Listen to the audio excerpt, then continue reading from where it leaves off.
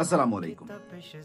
यकीनी तौर पर रमज़ानुल मुबारक का ये बाबरकत महीना आप तमाम ही लोग इसको ऑब्ज़र्व कर रहे हैं, गुज़ार रहे हैं और ईद का इंतज़ार है। और इन दिनों में कैश फ़्लो ज़ाहिर है बढ़ जाता है। इकॉनमी का पहिया चलने लगता है और नहीं भी चल रहा होता जिसका, वो भी बेचारा चलाने के चक्करों में होता है और कोशिश करता रहता है। और इन्हीं दिनों में आप नोट कीजिए कि ख़ास तौर पर जो मेट्रोपॉलिटन्स हैं, वहाँ पर सूरत हाल क्या बन रही है, ख़ास तौर पर लाहौर और फिर सबसे बढ़कर कराची। कराची में अगर बात करें तो इन 15 दिनों में, रमज़ान के जो 15 दिन हैं, इब्तिदाई 15 दिन यानी डेढ़ अशरा, इसमें 8 लोग डकैती मुज़ामत पर कत्ल कर दिए गए, बल्कि अक्सर तो वो भी थे जिन्होंने मुज़ामत नहीं भी की, फिर भी अंधी गोली का जो है वो निशाना बने हैं। तो 8 खानदान हैं बुनियादी तौर पर जो मुतासिर हुए हैं। इसकी इब्तिदा होती है 3 रमज़ान को मलीर कैंट से, जहाँ पर एक जमील नामी दूध फरोश है, उसे कत्ल कर दिया गया। फिर 5 रमज़ान को ईसा नगरी में फरहान नामी एक नौजवान को कत्ल किया गया। 10 रमज़ान को औरंगी में अख्तर मसीह डाकुओं की गोलियों का निशाना बन गए। फिर Malir cantt Malir cantt engineer Shoaib Shafqat डकैती मुज़ामत पर गोली लगने से जाम बाक हुए। नॉर्थ कराची में फिर अब्दुर्रहमान नामी नौजवान जिंदगी का उसकी खात्मा हो गया। सुरजानी टाउन में आपको पता है जुहेब जो अभी चल भी रहा है कि वो अपने मामू के इफ्तार पे गया हुआ था, वहां से निकला मोबाइल छीनने में, उसे कत्ल कर दिया। और फिर औरंगी टाउन में आज रिपोर्ट हो रहा है कि खातून कतर अस्पताल के सामने अंधी गोली लगने से वो भी कत्ल हो गए और वो भी वहां पर डाकू मौजूद थे, मोबाइल शोबाइल छीना जा रहा था। अब यह है कराची, उरूसुल बिलाद, रोशनियों का शहर, और वो शहर कि जहां पर मुसलसल 2008 से ऑनवर्ड पाकिस्तान पीपल्स पार्टी की हुकूमत है।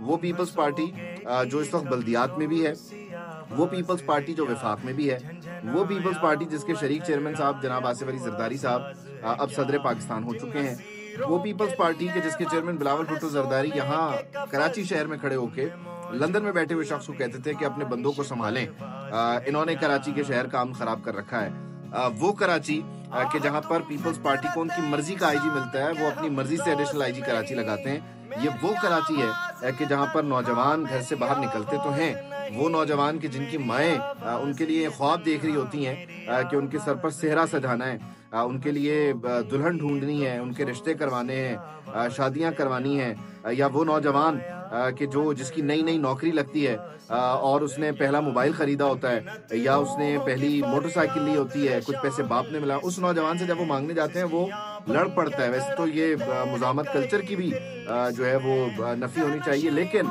क्या करें, एक महीने में अगर किसी के साथ 3-3, 4-4 वारदातें हो जाती हैं तो बिलावल भुट्टो जरदारी साहब तो नहीं जाते उसके नुकसान की तलाफी करने के लिए, जनाब मुराद अली शाह साहब तो नहीं जाते, आईजी साहब या एडिशनल आईजी साहब तो नहीं जाते, तो वो नौजवान आखिर में क्या करे। पुलिस की कारकर्दगी देखिए ना, मजमूई तौर पर साल 2024 पहली जनवरी से अब तक 3000 वारदातें डकैती की हो चुकी हैं, रास्ते में रोककर लोगों से मोबाइल छीनने की हो चुकी हैं। मजमूई तौर पर जो लोग कत्ल हुए हैं इन वारदातों में वो 46 हैं, 46 लोग मरे हैं डकैती मुज़ामत पर या दौरान डकैती, और सिर्फ रमजान में ही 8 लोग हो गए।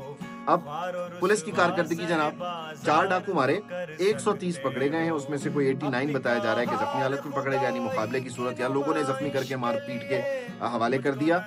लेकिन पुलिस जो है वो 3000 वारदातों में से सिर्फ और सिर्फ 130 लोगों को पकड़ सकी है। बाकी पर्चे हैं, मुकदमे हैं, कार्रवाइयां हैं, मीडिया टॉक्स हैं, व्हाट्सएप ग्रुप्स हैं और टिकटॉक की वीडियोस हैं और सारा कुछ है, लेकिन कराची के शहरियों का कोई वली वारिस नहीं है। अब लोगों को पूछना चाहिए बिलावल भुट्टो जरदारी साहब से, लोगों को पूछना चाहिए आईजी साहब से कि हम हिजरत करके जाए कहाँ, दादू चले जाएं, लाड़काना चले जाएं, नौशेरो फिरोज चले जाएं, कौन सी जगह सिंध में ऐसी है जो महफूज है जहां हम चले जाएं और हमारा माल, हमारी जान महफूज होंगे। क्योंकि सबसे बड़ा शहर जिसके आप दावेदार हैं, बल्दियात भी आपने ले लिया, उधर तो आपकी कारकर्दगी 0/0 है।